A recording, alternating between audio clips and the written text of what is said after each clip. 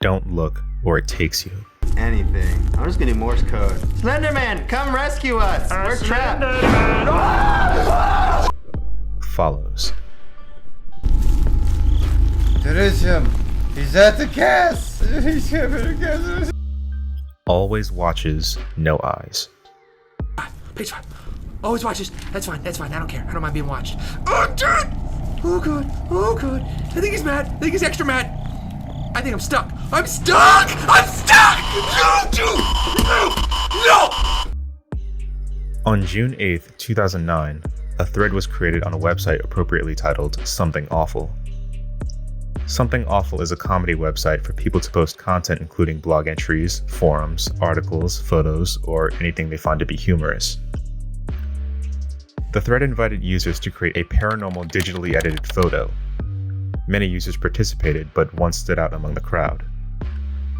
A user by the name of Victor Surge posted 2 photos of children being stalked by a tall, shadowy figure with tentacles for arms, along with very ominous blocks of text. For many weeks after this, Surge continued to post more content featuring this creature. He would post edited photos, newspaper clippings, and what looked like the drawings of children. This compelled others to post content of the creature as well. And by mid-June, the thread had become dominated by stories and drawings of this creature, which had eventually garnered the name Slenderman, and thus a new urban legend was brought into the world. The user by the name of Victor Surge was later revealed to be a guy by the name of Eric Knudsen. In an interview, Knudsen says that he was inspired to create Slenderman by the famous American novelist Stephen King, well known for horror classics such as It and The Shining. People have also speculated that Slenderman stems from a German folktale known as Der Grossmann from the 16th century, as Der Grossmann roughly translates to the tall man or the great man. Despite this, Knudsen has never confirmed this to be an inspiration for Slenderman. In another interview in 2011, Knudsen claims that he was genuinely shocked at how popular the Slenderman had become. The 2 photos from the original thread had only taken him about 15 minutes to create. The interviewer asked him if he had any interest in making a blog or a lengthier story for the character, to which he responded, "I've thought about it, but I don't have time. I didn't expect it to move beyond the Something Awful forums, and when it did, I found it interesting as sort of an accelerated version of an urban legend." Although Knudsen is credited with being the source of the infamous Slenderman, much of Slenderman's characteristics had come about through a collaborative effort. A few things have remained constant throughout the years. Slenderman has a roughly humanoid form, yet he has no face, lacking a set of eyes, a nose, and a mouth. He's very thin and unusually tall, estimated to be about 7 to 8 feet. He wears a white dress shirt and an all-black suit, and what's probably his most demonic feature are the tentacles that expand outward from his back. Most stories of Slenderman take place in the forest, though it is believed he has the ability to appear anywhere. Anyone who encounters Slenderman is in for a quite hellish experience. You'll experience uncontrollable coughing, nosebleeds, memory loss, memory gaps, and overall insanity, which eventually culminates to a desire to commit murder. He typically targets children and teenagers to carry out his dastardly ambitions. Very soon after its inception, the creature began popping up everywhere. We began to see numerous cosplays, fan art, along with an endless number of fictional stories known as creepypasta. One thing that seriously boosted the popularity of the character was the 2012 video game titled Slender the 8 Pages, a game where the player finds himself in a forest in the middle of the night, and the objective is to collect 8 notes found in various locations while avoiding Slenderman. If Slenderman appears in the player's field of vision, it's accompanied by a loud slamming noise with static beginning to fill the screen. The game was a smash hit, being downloaded over 2 million times within the first month of release. The game was even popular enough to garner its own sequel titled Slender the Arrival, released the following year. In 2018, the character became so popular that Sony released a film simply titled Slenderman, which ended up being a total box office bomb. All these works of fiction are great, but problems arose when Slenderman started becoming a little more than just a fictional character.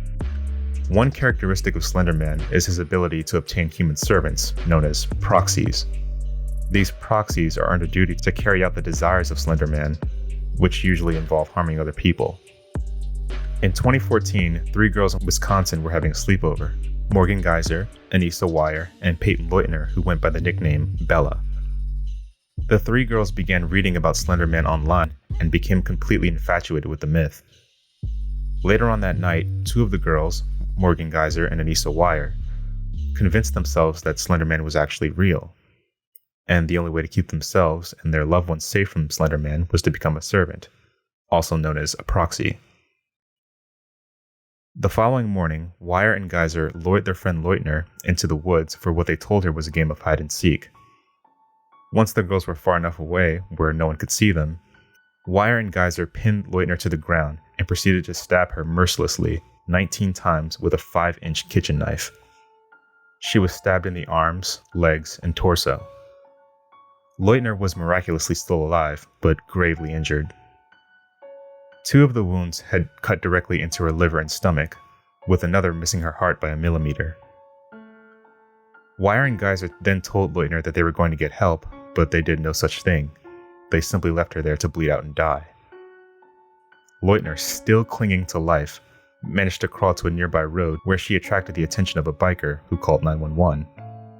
911, what's the address of your emergency? Waukesha County, Lindy. I'm transferring over a caller on Big Bend. At the dead end, just south of Rivera. Okay. Came upon a 12-year-old female. She appears to be stabbed. She appears to be what? Stabbed. Stabbed? Correct. Okay. Sir, you still there? Yes. Hi, sir. So, are you with this 12-year-old female? Yeah, she says she's having trouble breathing. She said she was stabbed multiple times. Stabbed multiple times? Yeah. Weier and Geyser were taken into custody not long after. They expressed remorse, but explained that they had to do what they did to appease Slenderman. Then we stabbed her. Who stabbed her first? I think Anissa stabbed her first, and then I continued, and then she was like, Morgan, make sure she doesn't escape, and then it was like, So you think that it was Anisha first? Mm-hmm. You sure? Yeah. Not really. It's sort of confusing because I've been trying to block out the screams all day.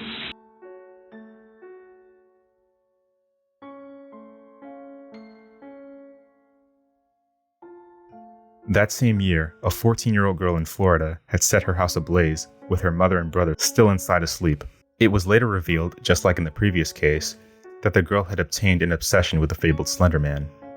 Hours later, after she had gone missing, she texted her mother, "Mom, I'm so sorry, I don't know why I did it," with her next message reading, "Did any of you get hurt?"